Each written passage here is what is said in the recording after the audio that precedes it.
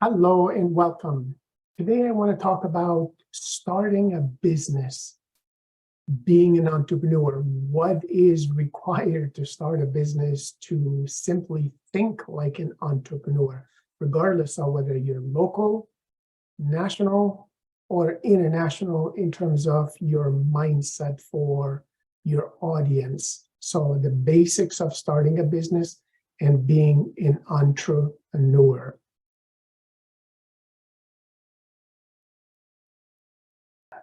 Entrepreneur is a person who seeks some venture that is profitable. So he or she would be seeking a profitable opportunity and takes the necessary risks to set up and operate the business.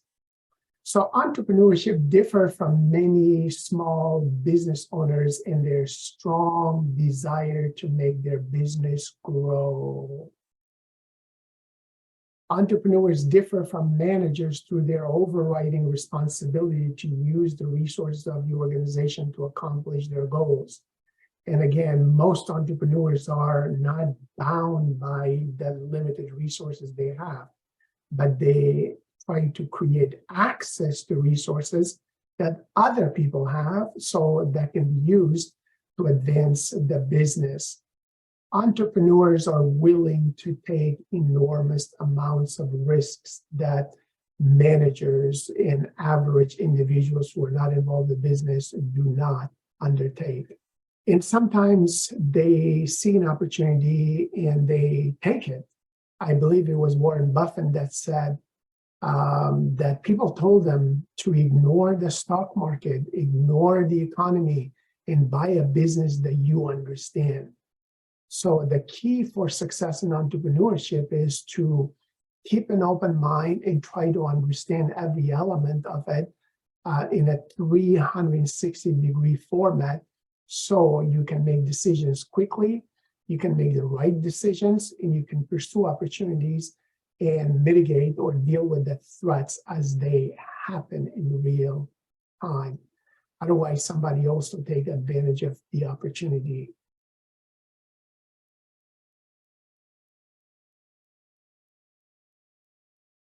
Entrepreneurs range from classic entrepreneurs who pursue business opportunities and allocate resources to what we know as serial entrepreneurs, individuals who actually start one business, run it, and then start another business in succession. And they continue, despite the fact that some of their businesses may not succeed, they continue working on new businesses simply because they have that mindset and they thrive on that. Then we have social entrepreneurs who focus on solving society's challenges through their businesses. So these entrepreneurs try to help other people. They see that somebody is in pain or the process in the hospital is somewhat inefficient, but they see that they can fix it using the knowledge and the insights that they have, and they try to make that happen. Can entrepreneurship be a career for people? Of course. More than 11% of people in the United States run their own businesses. So that means about 1 in 10 individuals in the United States tend to have their own business. In an average month, Americans start approximately over 460,000 new businesses. That is a lot in a given month. Naturally, the government encourages entrepreneurship and they need to make the process as efficient as possible. When somebody has a creative or innovative idea, you want to make sure that nothing gets in their way. The past 2 decades have shown a heightened interest in entrepreneurship careers, not just in the United States, but throughout Europe and other parts of the world as well, according to empirical studies.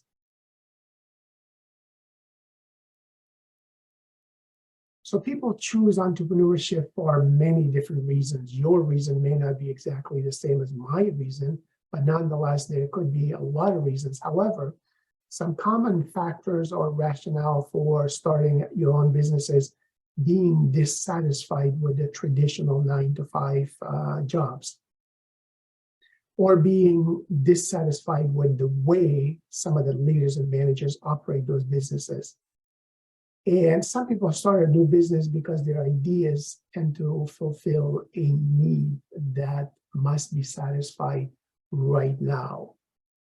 So people become entrepreneurs often because they have a desire to be their own boss. They have a desire to succeed and make as much money as they can, or as much money as they desire, ethically and legally through a business. People become entrepreneurs because they want security on their jobs. They want security on financial income over the years for themselves and their family members, and also the employees that they employ. And then others become entrepreneurs because they have a desire for a better quality of life. So some people don't want to make enormous amounts of money. They just want to make enough money to survive, to have security for themselves and their family members, but nothing enormous. So therefore they work as many hours as they have to, and then they reduce the hours as long as they can have a balance with other hobbies in their lives. So in entrepreneurship, you can be your own boss. You can be financially better off compared to working for other people. You can have job security because you're in control of when you want to work, day, night, weekends, mornings, however you prefer and whatever suits your needs. And also you determine the quality of life. So starting a business gives the founders, the entrepreneurs, some choice over when, where, and how to work and who to hire and what kind of training to provide. Education is important when it comes to entrepreneurship. Over the last decade or two, we see more and more universities are actually creating curriculums to help create more entrepreneurial graduates, or graduates who think like an entrepreneur. So in the state of Florida, Nova Southeastern University, where I have been working for the past 2 decades, we have entrepreneurship in the title of the College of Business. So I work in the College of Business and Entrepreneurship at Nova Southeastern University. We currently have about 25,000 students. We've been around for over 60 years now. And so education in the US, we see about 100 US college universities offering entrepreneurship majors nowadays. They're helping students launch their own businesses. Many of these programs teach entrepreneurship to young people and working adults alike, so they can start their own businesses in the cities where they live and hopefully sustain that success over time. When it comes to information technology, keep in mind that technology has given entrepreneurs modern tools that help them to compete with local, national, and global competitors. So you as an entrepreneur have the ability to use information technology to revolutionize your business or even your industry. The population is aging in most developing countries. So as we develop economically and gain a better quality of life, there is less need for having many children. So if you look at the trends in Japan, US, European countries, even in China, people are not having as many children as they used to. So thereby, population is aging, and we need to use technology in a more efficient way and for more things, simply because we don't have the labor for it. We don't have the workers for it, and that's the trend for the future. In the US, we see the emergence of Hispanics as the country's largest ethnic group. So more and more migrants or immigrants or refugees are coming into the United States because we do need the workers. And that diversity is good because diverse ethnic groups, diverse teams tend to think more entrepreneurial from many different perspectives. The out-of-the-box thinking helps you satisfy the needs of your customers and clients. In all developing countries, we see that there is a growth in the two-income families. So not just the wife or the husband working, but both members are working. So what are some of those characteristics that you or I would need to be an entrepreneur, or for us to think like entrepreneurs? So entrepreneurial characteristics can include vision, to begin with an overall idea for how to make our business ideas a success through successive steps and persistency.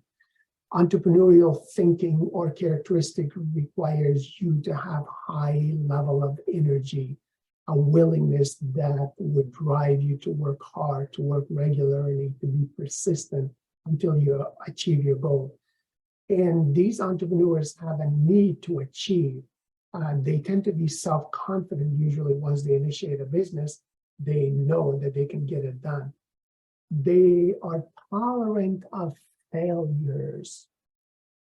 So this is one of the important characteristics of entrepreneurs, that they don't give up, despite the fact that their business may not be a success on the first try or the first venture out there. They tend to be creative. So entrepreneurs devise innovative ways to overcome difficult problems and situations with creativity, with resources, with asking for coaching, hiring outsiders to help them, reaching the family members and so on. So they're able to be creative, and they're able to tolerate ambiguity. Besides failure, being comfortable with ambiguous situations is another important characteristic for entrepreneurs, because in most environments, we're going to be in uncertain or uncharted waters. So dealing with uncertainty and being tolerant of that should be something that you can deal with. And finally, entrepreneurs have an internal locus of control. They believe that they can control their own fate. In other words, they know that they can make the business a success because they are the driver of the business. So those are some of the characteristics for starting a new venture. But obviously, before you can start a new venture, you have to have an idea for the business. So before you can be an entrepreneur, find something that you love to do and are good at doing, and then think about this question: can your idea satisfy a need in the marketplace in today's environment in your city? If not in your city, in the next city around you, or nationally, or even internationally. Entrepreneurs must be sure that the idea they choose has interest in the marketplace. In other words, there is the possibility that besides you, somebody else might be willing to pay for this product or this service in order for it to help them do their jobs better, or have a comfortable life, or to enjoy life a bit more every single day. So once you come up with an idea that could be of interest to someone else, now you need a business plan. About 58% of most American corporations said that they did not create a formal written plan when they initiated their business. However, know that business plans do help entrepreneurs prepare enough resources and stay focused on key objectives. So if you have insight, wisdom, and experience in the industry, you already have the business plan in your head because you know you can make something a success. But if you want to be sustainable, you want to grow the business, you want more people than just you being involved, you need to transfer what's up here in your head into a written formal plan so other people can see your ideas in a written format, and hopefully they can also duplicate your efforts and make your job easier by having a sustainable source of income and security for you and for everyone else in your company. Entrepreneurship does not have to mean that you start your own business. You can be an intrapreneur. So intrapreneurship is different from entrepreneurship. Entrepreneurship means you start your own business immediately on your own independently. And intrapreneurship is promoting innovation within the organizational structure and boundaries in your own department and in your own organization's culture. It's an idea to promote creativity about how else we can serve our customers. How can we serve our customers more creatively, more efficiently, and even faster?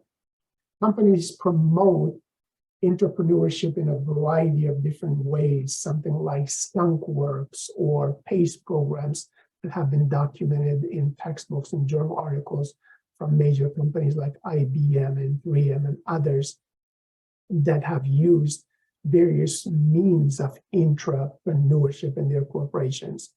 So many companies want to retain entrepreneurial spirit within their organizations, and they want to retain those individuals who think like an entrepreneur and might actually leave the company and become a competitor, but you can retain them by encouraging intrapreneurship. So organizations encourage entrepreneurship and they can benefit from the practice. Again, 3M in the Post-it note is a great example of that.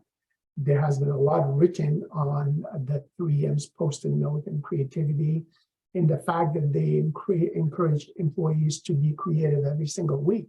They encourage them to spend a certain amount of time every single week on thinking new and creative ideas. Whether that goes into fruition eventually, that's a separate story, but the idea that you encourage people to think innovatively hopefully leads to some new insight, new wisdom, or new innovation in the years to come.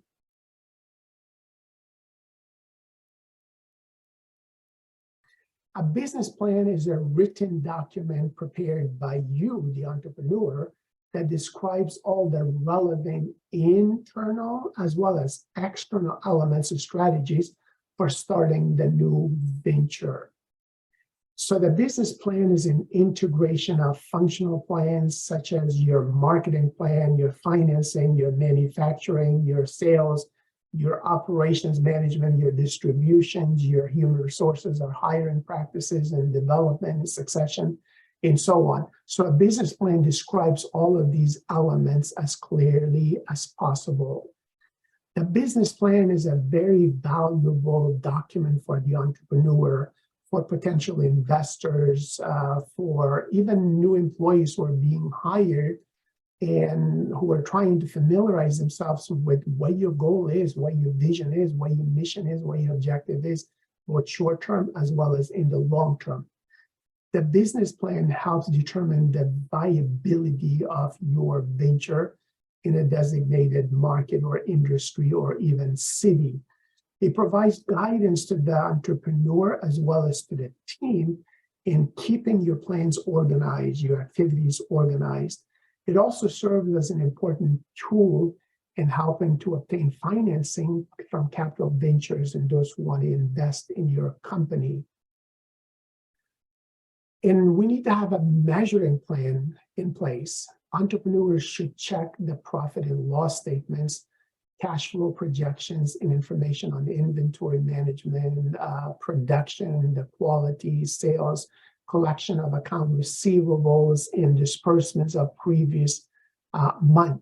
So inventory control, production control, quality control, sales control, disbursements, just-in-time ordering, distribution, all of these are elements of the plan. In some cases, it might require training others because you might have the experience as an entrepreneur, but everybody else might be an employee and they do not necessarily have your wisdom, insights from years and years of being in the industry. And whatever plan you have, you need to update it on a regular basis. So the most effective business plans can actually become obsolete because conditions change, laws change, rules change, the learning curve changes, the variables that directly impact your business might change. So if the changes are likely to affect the business plan, the entrepreneur should determine what revisions are needed and how fast to get them implemented and communicated to everybody else in your company. So the entrepreneur can maintain reasonable targets and goals and keep the new venture on a course that will increase the probability of success in sustainability.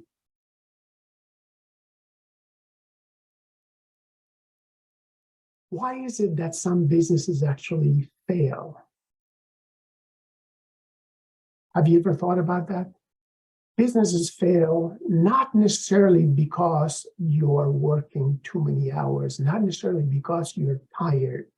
Oftentimes they fail because we do not have a business plan.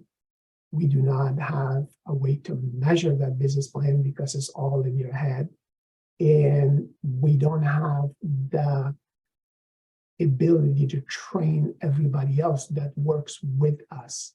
So your business does not grow, and eventually it fails because competitors are able to grow and offer better products, better services faster than you. And sometimes it is because of bad leadership, bad management practices on the entrepreneur's part that businesses fail. As a matter of fact, some entrepreneurs never get the education that they need to be good business individuals. So they don't necessarily know what the 4 P's of marketing means. They don't necessarily know what the business plan in terms of financing is. They don't know the hiring practices to retain good employees, to motivate employees, to keep them productive. So if they don't know the laws and the rules, they can be violating them, and that could create a lot of stress. So that's why education is so important. So businesses sometimes fail because the goals that are set by the entrepreneur are unreasonable, not reachable. The goals are not measurable. The entrepreneur has not made a full commitment to the business or even to the family. That means your workers who are helping you with this business. The entrepreneur has no experience in the planned business. The entrepreneur has no sense of potential threats or weaknesses in the industry or in the business or in the local laws that impact the product or the service that you're offering. Some businesses fail because no customer need was established for the proposed product or service. In other words, we create a product, but nobody needs it, or we did not communicate this to the right customer, so therefore there's no customer need for this business.